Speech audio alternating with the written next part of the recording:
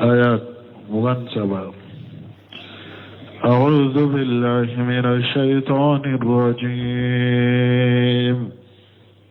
بسم الله الرحمن الرحيم. الله نزل أحسن الحديث كتابا متشابها مثانية تقشعر منه جلود الذين يخشون ربهم ثم تلين جلودهم وقلوبهم إلى ذكر الله ذلك هدى الله يهدي به من يشاء ومن يضلل الله فما له من هاد. بسم الله الرحمن الرحيم والصلاة والسلام على نبينا محمد وعلى آله وأصحابه وسلم تسليما كثيرا. سبحانك لا علم لنا إلا ما علمتنا إنك أنت العليم الحكيم. أستغفر الله الذي لا إله إلا هو الحي القيوم وأتوب إليه. اللهم انفعنا بما علمتنا وعلمنا ما ينفعنا وزدنا علما. biye kari suye hijriya bakele ani kemenani ani binani ani wolonfula saharu jumada le akhiri minya hijra sankal worona bi suye nyew mugani sabanay miladi nasara ka jate ba fulani mugani duru sankal tani fulana bi suye nyew otani nani nay ambe dawda bu masjid rajja ko ambokono. أعوذ بالله من الشيطان الرجيم. الله نزل أحسن الحديث كتابا متشابها مثانية إلى آخر الآية. ni aya min fulen ni alaba ka kitabu min ya qur'ana min kabo alaba tam. Allah nazala ahsana alhadith ala kola da masai na ya kuma ben yuman jigi kuma min kanyi kuma min kausa kateme kuma beye kitaban o ye kitabu da qur'ana mutasabiha qur'ana mi na bolendo masaniya na be sagi kisauka ni tawsiri chaman bena ni nabun kasiri bolo me tawsiri menni tawsir muyassaru tiguyu afara nyogon ka kafo uko Allah ta'ala huwa alladhi nazala ahsan alhadith ko ala masamin koro talendo wale ala de kuma ubenyu manjigi wa huwa alquranul azim wa yaqrana bay متشابه في حسنه وحكامه وعدم اختلافه. قرآن مني أبي بولندو أكن يمايلا أنا كاللبني أني نصف سلطالا تكرر فيه القصص قيسوا بساقي ساقا كنو دي مسانياي والأحكام والحجج والبينات قيسوا بساقي ساقا كنو ani kiru ani hujaw ani bangelu wa tuadu tilawatuhu fala yumallu ala kasrati taraddudi. mogo be sagi qur'ana kalan ka fana me qur'ana kalai ata nege bo ibe to ka kala me ata nege bo mogola. tawsir muyassaru ye ni tawsir gorbari de fo mutasabiha masaniya tawsirila qur'ana ibe saga ka to ka kalati nege bo odi ato usman ibn affan ko law tuhirat qulubuna lama shabi'at min kalamillah. usman ibn affan ko ko nan dusukuntul sene yara wute fantige alaka kumala tagstairu minhu juludu alladhina yaghshawuna rabbahum nimmoka farikolo be yere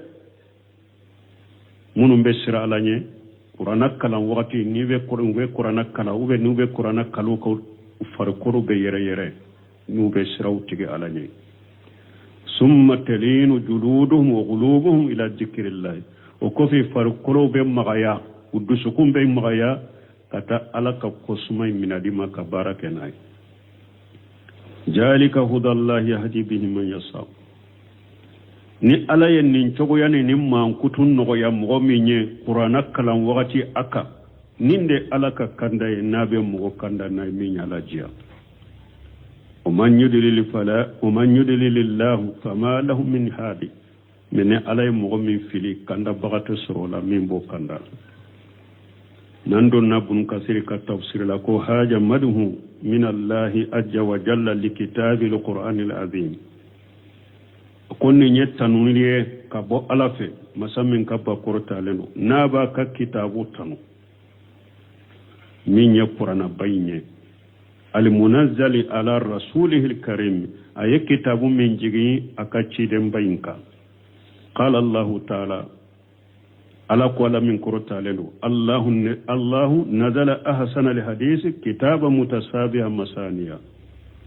qala mujahidu yani al qur'an kulluhu mutasabihu masani mujahidu ko qur'ana be de yo oye ko qur'ana be bolendo qur'ana be fana ala be sagi ko la qur'ana kono wa qala qatadatu ko al ayatu tusbihu li ayatan ko ayado ani ayado bolendo wal harf yusbihu al harafa harafe doni harafe do bolendo wa qala dahaku ko masaniyan ترديد القول ليفهموا عن ربهم تبارك وتعالى dahaku fana ko masani kore munye ko ala be sagi kuma ka puru ka kuma famu ka botigi ala polo masami heraka cha kortalenu wa qala ikrimatu wa li hasanu sanallahu fihi liqada ikrimatani hasanu ko ala yakiru ayakiru asagi rakiru la qur'ana kono جاد حسن يجيد لك تكون سورة فيها آية وفي سورة الأخرى آية تسبهها الحسن يجيد لك كو سورة دو آية دو بسك سورة دو كونو إبا سورة وري وآية نغنى باكونو وقال عبد الرحمن بن جيد بن أسلم مسانيا مردد وردد موسى في القرآن وصالح وهود والأنبياء عليهم الصلاة والسلام في أمكنة كثيرة جير بن أسلم كم مسانيا كرموني كو ألاي أساقي ساقرا قيسوكا قرآن كونو موسى كقيسا موسى كو أيافو كساقي ساقا قرآن كونو صالح كو ألا يافو كساقا قرآن كونو هود كو ala ya fuka sagi saga ka qur'ana kuno anin nabi nyumu ala katanu ana kisibuka fi amkinatin kasirati yoro chama na qur'ana kuno ala sagira ka qisawla yoro chama na qur'ana kuno uriya ani ibn abbas radiyallahu anhuma uya mafula kabo ibn abbas bulala ka je kabo fula bema masaniya qala alquran yusbihu baduhu ba'da wa yuraddu baduhu ala badi buna basko masaniya munye ko qur'ana adona do bolendo ko ibe qur'ana do de sagi ado ka puri kase ka fam ibe aya do de sagi kata aya doma ibe qur'ana do de sagi kata doma puri ka fam wa qala ba'dul ulama don ke bawo doko yurwa ani sufyan ibn waynata ko ya mafula ka bo sufyan ibn waynata bolo معنى قوله تعالى متسابها مسانية أن سياقات القرآن القرآن كالسماليون أبكير منسما بآية منسما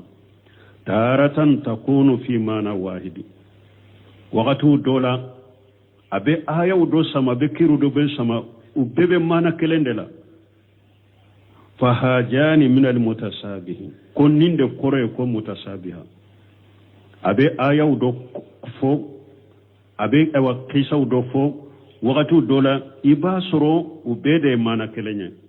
ko mutasabi wode watarata takunu bi zikri shay wa diddihi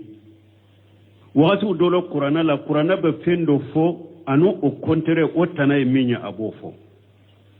ka zikri lil mu'minina summa al kafirina comme misali la ala be mu'minu ka kibariya fo qur'ana la yoro dola o kofe abe kafiru ka kibariya fo katugala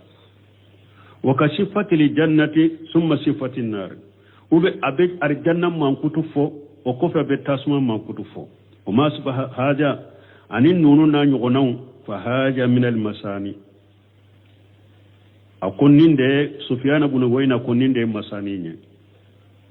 ka qawli ta'ala konimbe komeni alaka kuma innal abrara la fi na'im wa innal fujara la fi jahim mo nyuma fule kafo mo dugu fule kafo wa ka qawli ajja wa jalla kalla inna kitabal fujari la fi sijin alako fajiru ka kitabu baraga fe be sijin dugu ko jukoro ila an qala fokata la kafo kalla inna kitabal abrari la fi illiyin wa haja jikrun anana aya wore kono haja jikrun ninye ewa nunun tay ala soso baga tumame aye wuluta fo mo kunna go wa inna lil muttaqina la husna ma'ab me ala nya serenya bawo sagi yoronyuma dibe wulula mo kunna dum wa inna lil muttaqina la husna ma'ab ala nya serenya bawo sagi yoronyuma de be ke uluye ila an qala fukata fo haja nin fulede ninye ala nya serenya bawo tay wa inna lil taqina la sarra ma'ab me munu nye ewa mogo pilibantuye sagi yoro jugu de be uluye wa nahwa haja min ashiyakhati ani nunu na nyugonaw samalu aya samalu ula fa haja kulluhu min al masani sufyan ibn wayna kun nunum bede to ko masani ay fi mana yayni isnayni mana fula nunun tab mana be fo nunun tabe fo wa mayja kana shiyagu kullu fi mana wahidi mana masani munye ni aya fi mana yayni isnayni ni aya samara mana fulala wode to ko masani wa mayja kana shiyagu kullu fi mana wahidi yusbihu ba'dahu ba'da fa huwa al mutasabihu min yasru ayun samali abebe mana kelendeka min nu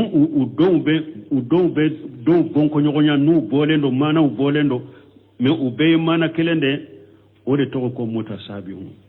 walaysa haja min al mutasabih li mazkur fi qawlihi ta'ala minhu ayatu muhakkamatu hunna umul kitab wa ukhra mutasabihatu mo ka famu ko mutasabihan munun fulene aya kono woni mutasabihat kelenya de mutasabihan minna na suratu ali imran kono ni alako minhu ayatu muhakkamatu alako aya udobe qur'ana kono ulul benen muhakkama de do ayatu muhakkama de wuluye hunna ummul kitab ulude qur'ana lesiriye wa ughra mutasabihatu aya warube uluye mutasabihan ude jaka mana akharu ni mana min mutasabiha min fulani suratu ali imran kono mana wore debe wala min ni mutasabiha min be wote kelenya ali imran ta mutasabiha munun be aya munun korobe se kan nyagambi mogoye famuni doni mimma ewa sabati doni la o aya korobe se kan nyagambi bolo o de ali imran ka mutasabiha pour ikabo o nyagambi la ibo aya usagi kata muhakkama de ma pour ka bo nyagambila bo ayatu mutasabiha min fule surati ali imran ayina ani mutasabiha min fule ya mana kelawunte de surati ali imran taye mana wore de bola minni ninte kelenya donc ni mana koniye de ni ayaw bolendo ube nabe qisa munum bolendo ni nyum mutasabiha mutasabihan min be akore yode qur'ana be qisa do fo qisa munum bolendo qur'ana be aya do fo aya munum bolendo masani munye qur'ana be sagi qisa ka be sagi aya ka qur'ana kono donc nunum mana ni yoro de laya wa qawluhu ta'ala ni alako ala min qur'ta lendo تغسير منه جلود الذين يخشون ربهم ثم تلين جلودهم وقلوبهم إلى ذكر الله أي هذه صفة الأبرار نين دم مغنيمون كم من كتوه ni ala ko nu be qur'ana nu ye qur'ana me ube nu ye qur'ana kala ube nu qur'ana be kaluka u far kolo be yere ka siraw tigi alanye o ko fe far kolo be noya dusukum be magaya far kolo be magaya kata ala ko sumayma ninye hajihi sifatul abrar ninye mugonyumon nkam man kutuye inda shimai kalamil jabbari al muhaymin al aziz al qaffar nununde mugonyumon kam ma kutuye nube alam ninye karaba masa nuyu okuma me wakati ubolo ani masammi ni aseriyalende ko bela ani masammi nye masabai ani masammi nye junubu yafa masai okuma meto mugonyuma ubolo kala halafu leninde lima yafahamunahu minhu min alwa'd walwa'id uyemmin famu munaquf ubeke nila halala qur'ana me wakati uyemmin famu qur'ana la alay lahidu mununke mfo ani alay kankar madam mununke wa taqwifi ani alay bagabagali mununke wa tahdid ani alay ewa lasirali mununke ki lasira yalla jabo min bilinye o me wakati ukalla halade fulenye tastahiru minhu juluduhum min khashiyati wal khawf min khashiyati wal khawf ufarikulu be yere alanya siranya anu nu besra alanya summa telinu juluduhum wa qulubuhum ila dhikrillah o kofe udusku ufarikulu dusku be magaya katala ko sumama lima yarjuuna wa yuwammiluna min rahmatihi wa lutfihi dusku farikulu dusku be mile kata ala kan nemama nu ube mile katala ka ko sumama nu be jigilike ani nu be natalike kala kan neman lata ani kala ka hinnan lata fa hum muqalifuna li khairihim min al-fujjari min ujuhi aw nim mo nyumon alaka kuma me wakati ube ket man kutum minnate ulunu utanaw ye nyogon sosode munu nye fajiru ye uni fajiru ne ala sosolaw qur'ana lamme wakati ulu bolo nunu bora nyogona ni la hala damadoye ahaduha folo anna sama haula huwa tilawatu li ayat mogo nyumon ulu kallameni ye munye alaka ayaw kalali ube ulu le lamme wasama ulaika niqamatu al abuyati min aswati al qainat me fajiru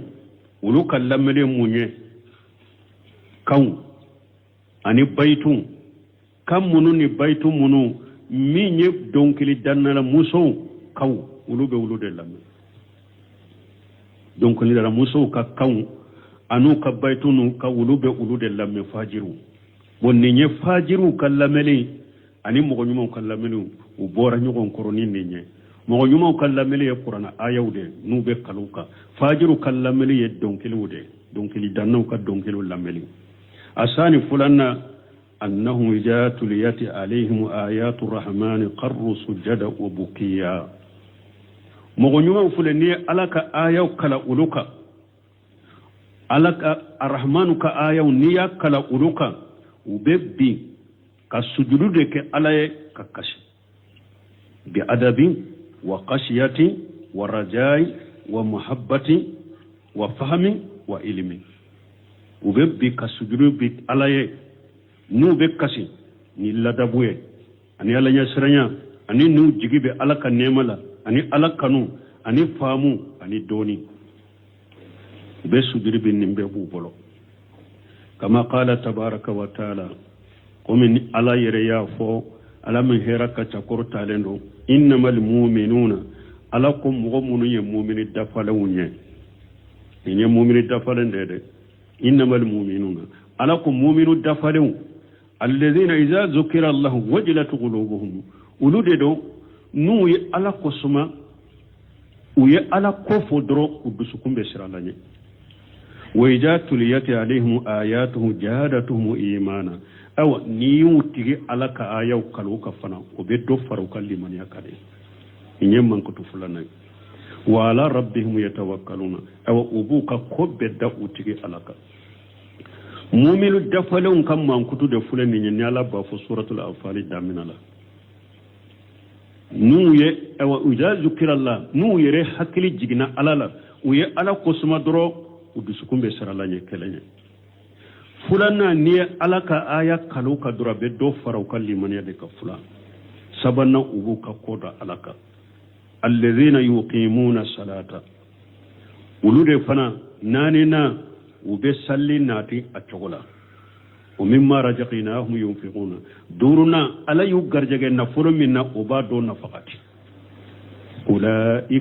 أولئك هم المؤمنون حقا أو على كل من كتو دفر مؤمنون نونون دي مؤمنون يجنا يرلا حقيقة نونون دي مؤمنون يجنا أني نونون كرا مؤمنون لجنا لا حقيقة لا أسرع مؤمن على في لهم درجات عند ربهم daraja korotale chaman de ben nonu yewtigi ala fe wa maghfiratu ani ala ka junubu yafa buye wa rizqun karimu ani garjage pa mi ñaar janna o to dondola doye ali hasan basri wonyenenka hal anta mu'min akwali hasan basri ma yala ey mu'mini wa akum mu'mini ya mana fulade balade na ya sori kambe muminiya dema kallimanani alaye kallimanani alaka kitabuye kallimanani alaka malikawiye kallimanani chidawunye kallimanani ewa kallimanani kallimanani qiyama donye kallimanani latiga ya hera mana juguma ni kambe odema neye muminiye ni oye neye muminiye ni oye men ni kambere ala ye mu'minu munun fo suratul anfal kono innamal mu'minuna alladhina idza zukira wajilat qulubuhum kataya laba awa neta do ya lambe ulula ubentula nto do ya lambe ulula ubente ulula nto ko ni do ni kambo limani adema donc limani ani mana fulade bala limani goro bali be kalimana ni limani jonse woro nyete liman yadda falen fana bede ali hasan basri ko ni kambede kalimana ni limana jonsen woro kalimana no ye limana ne ndu okoni men ni kambe alay mu'minu munun fo suratul anfal aya kono awa netado ya lambula ubentula ode mu'minu dafalawni wa qala ta'ala lako alamin qur'taleno wallazina idza dhukira bi ayati rabbihim wulude do nuyu hakli jigutigi alaka ayawula lam yaqirru alaiha summan wa umyana utibbi alaka ayaw kamana ututile gre kabo alaka ayaw lamelima utu nyaw finye kabo alaka ayaw yelima ay lam yakunu inda shimaiha mutasaqilina lahina anha nuye alaka ayame wakati itu soro nube sugula kabo aya nunu lamelima ube nubu sukumbe sugula kabo ala bal musiqina ilayha ube lamelike kata aya umade fahimina bashirina bimaniha nube aya ufamu ube lajirike kata aya ukamanama fali haja ninde koso innama ya'maluna biha wa yasjuduna indaha am bashirati wala an jahali ninde ko so be barake ne qur'ana ayawye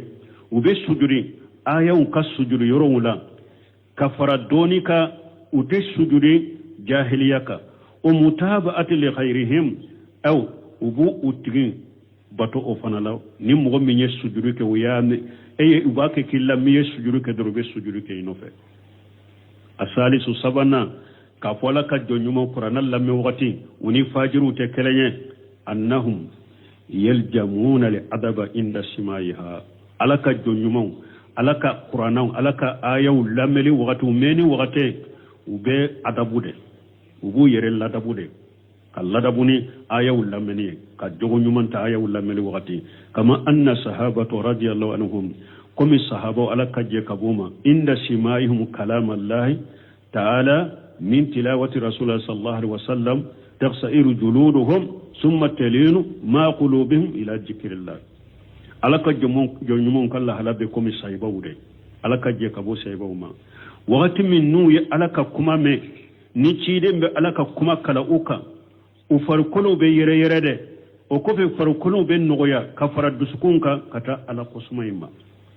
lamu yakunu yatasarraquna wala yatakallafuna ma laysa fihim shebo tuntem makade ni qur'ana be kala nu be kulo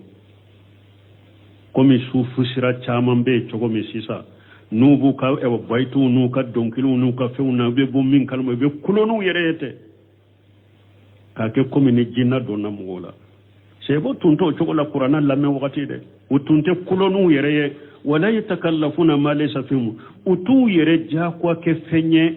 min tula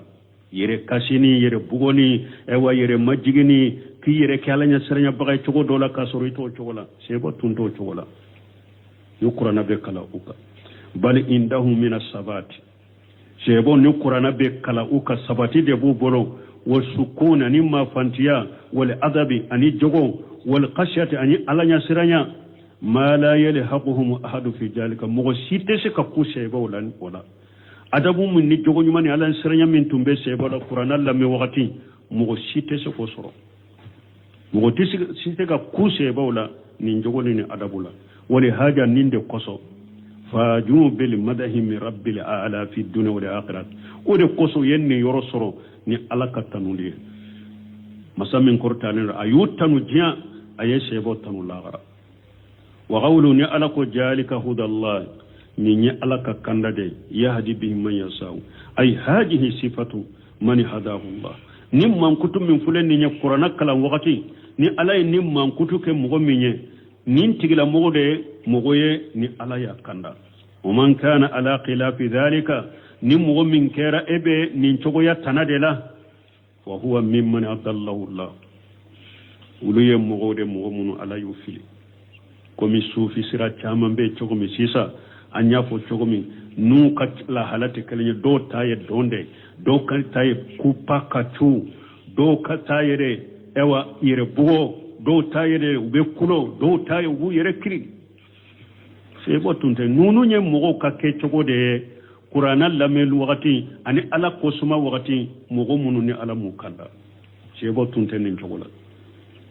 o man yudilillah fama lahu min hadi ni alay mugo min fana fili kanda bate soro tigila min bo kanda أفمن يتقي بوجهه سوء العذاب يوم القيامة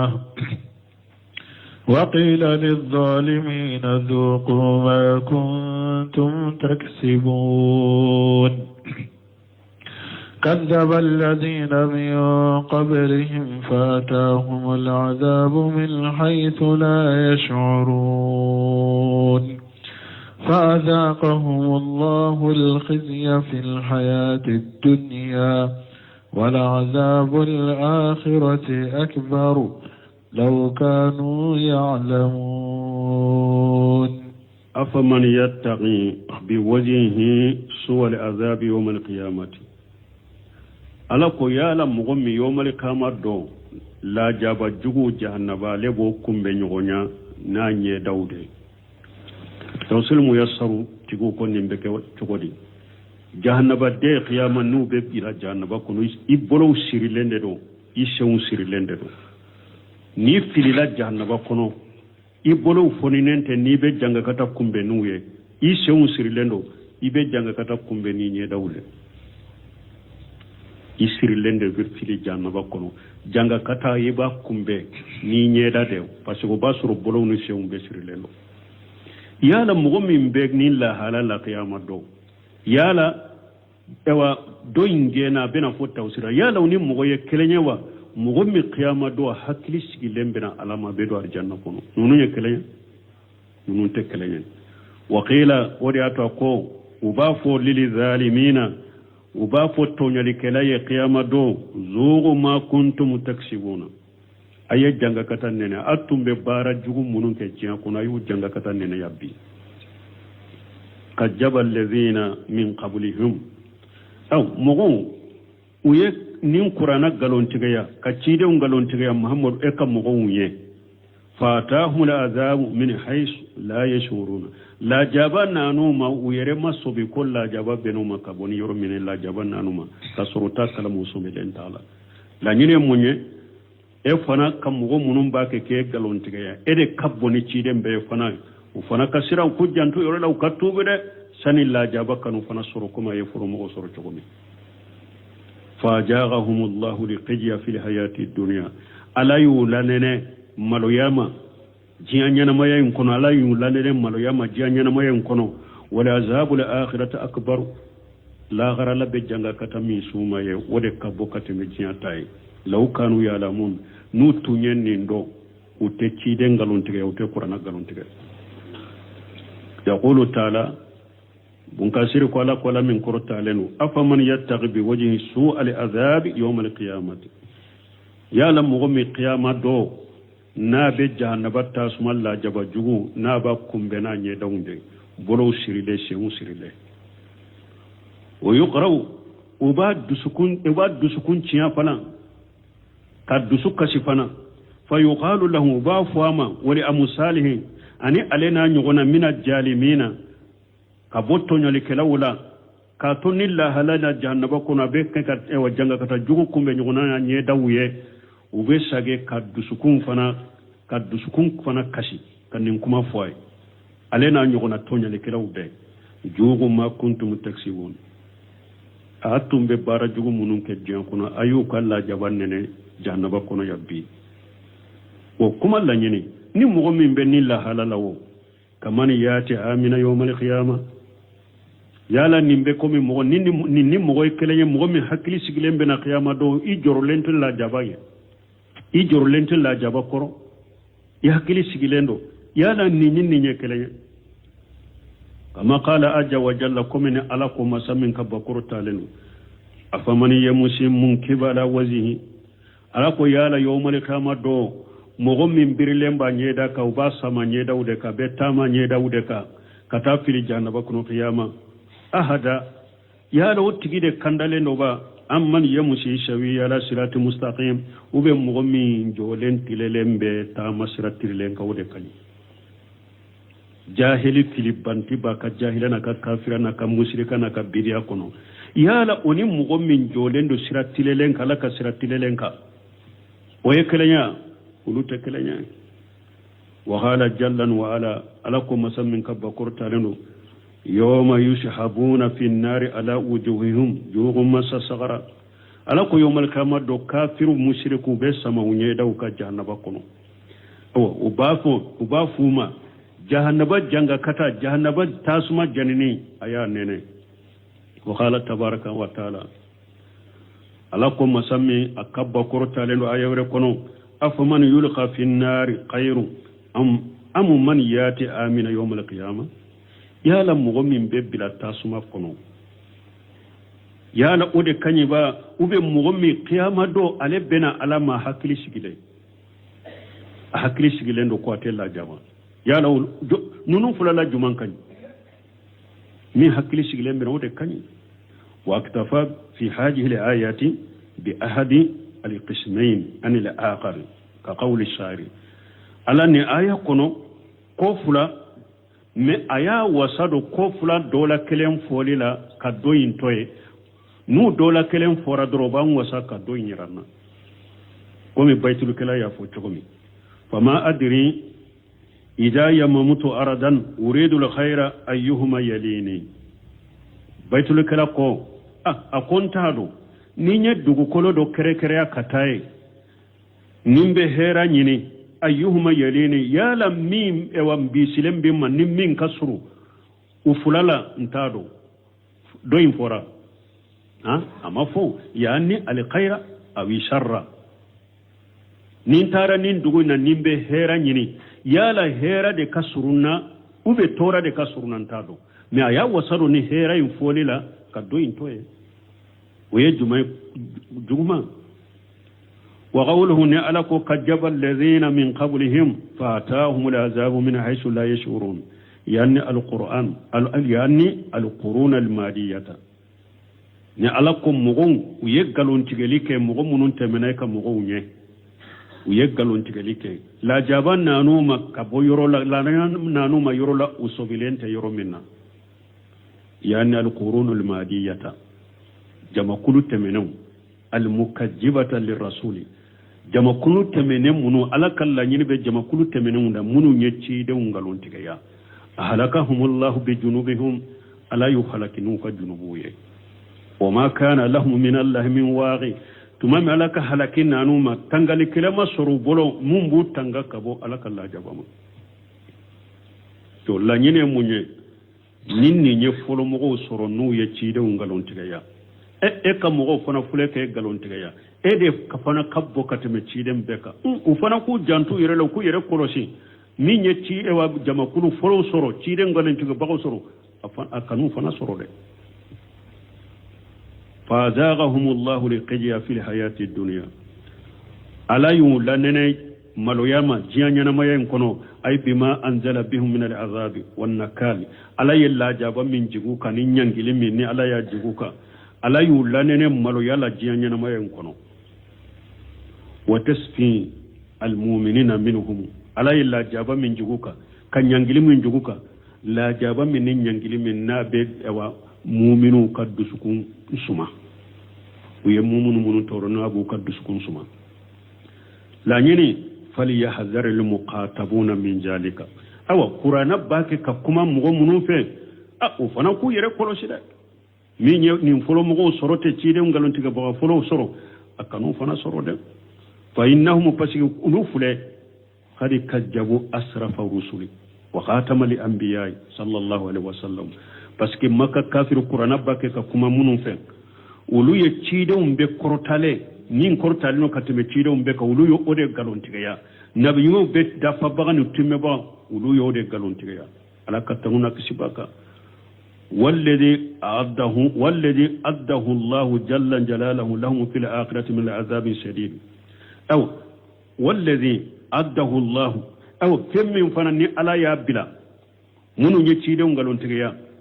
على يمين بلوني فنان مثلا من كبا كورتالو على يمين بلوني لا غير من العذاب الشديد جنگا كتاجلم أجمع مما أصابهم في الدنيا وفنادي كبو كتم من يسر جيكم ولهذا قال أجل وجل ودي قصوا لكم مسمين كبكر تالنو ولا زاب الآخرة أكبر لو كانوا يعلمون ألاكو لا غير لا جابا ودي كبو كتمجيان لا جابا إنك نا ياسو تنبنين دو وتشيدي ونغلون تكيا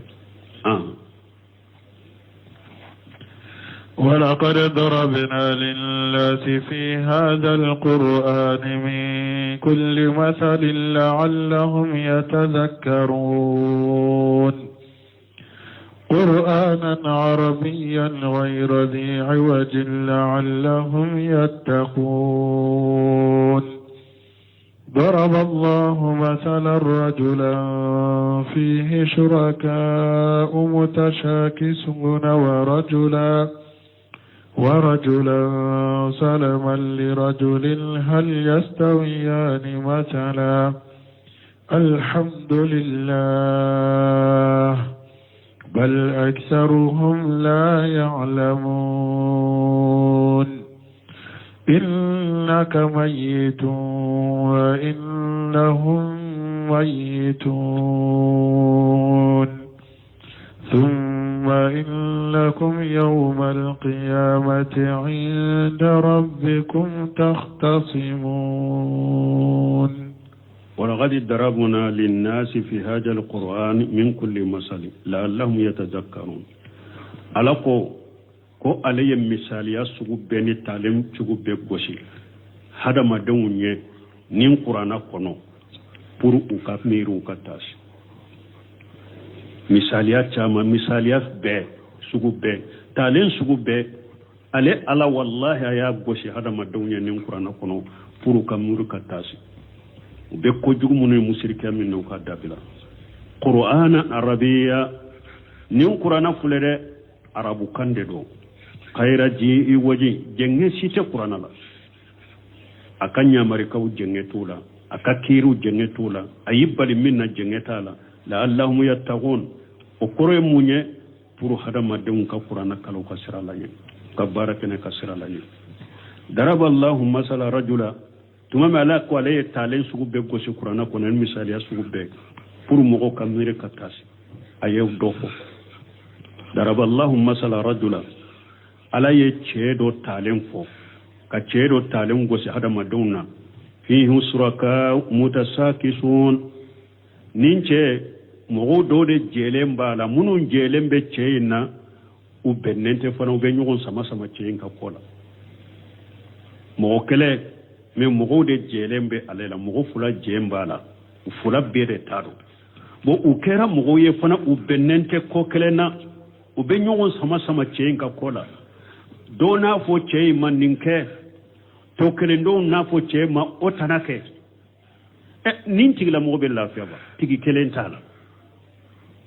maralikela udebe alala maralikela kelen tala maralikela munum bala fana ubennente ko kelena ube nyogon sama sama ka pola de ni do ko akete do ba ko akete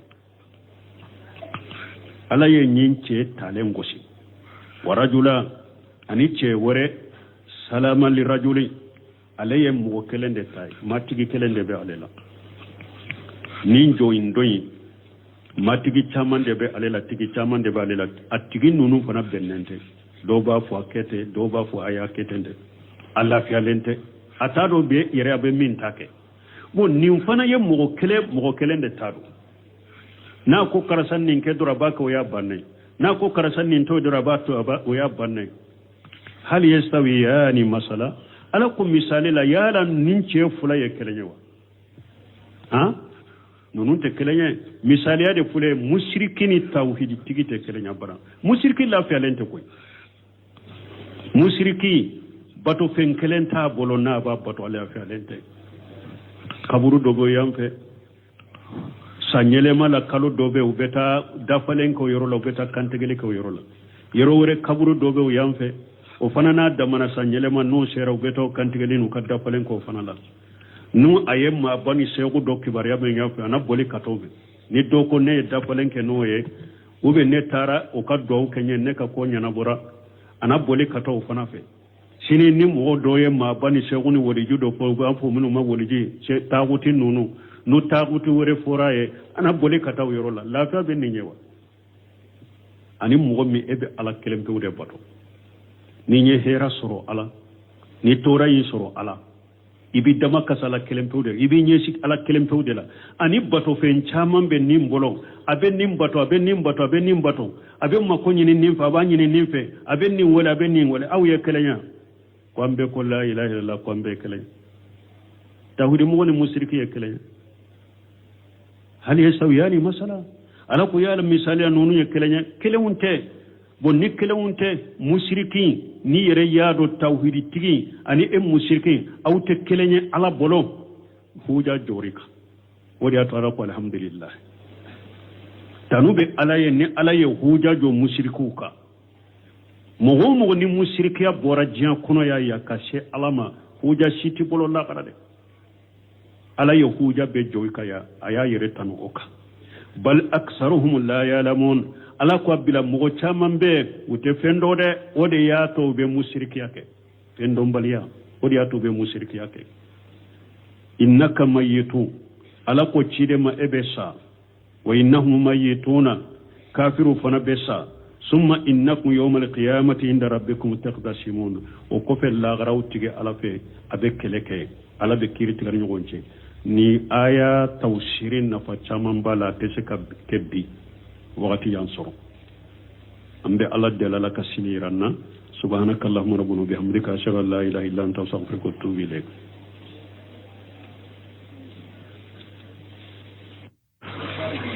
suratu zumar ayat 1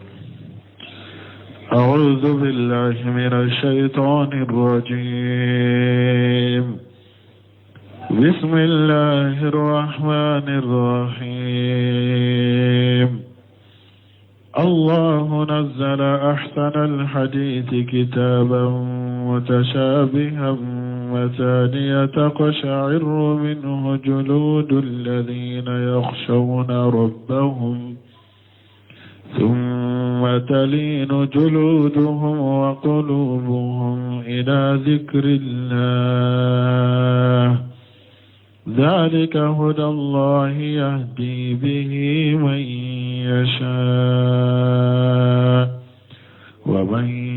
يضلل الله فما له من هاد. بسم الله الرحمن الرحيم والصلاة والسلام على نبينا محمد وعلى آله وأصحابه وسلم تسليما كثيرا. سبحانك لا علم لنا إلا ما علمتنا إنك أنت العليم الحكيم. أستغفر الله الذي لا إله إلا هو الحي القيوم وأتوب إليه. اللهم انفعنا بما علمتنا وعلمنا ما ينفعنا وزدنا علما.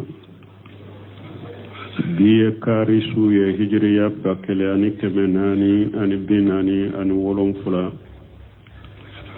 saharu jumada le akhiri minya hijra sankal worona bi suye nyew mugani sabanay miladi nasara ka jate ba fulani mugani duru sankal tani fulana bi suye nyew otani nani nay ambe dawda bu masjid rajja ko ambokono. أعوذ بالله من الشيطان الرجيم. الله نزل أحسن الحديث كتابا متشابها مثانية إلى آخر الآية. ni aya min fulen ni alaba ka kitabu min ya qur'ana min kabo alaba tam. Allah nazala ahsana alhadith ala kwala da yamma sai na ya kuma ben yuman jigi kuma min kanyi kuma min kausa kateme kuma beye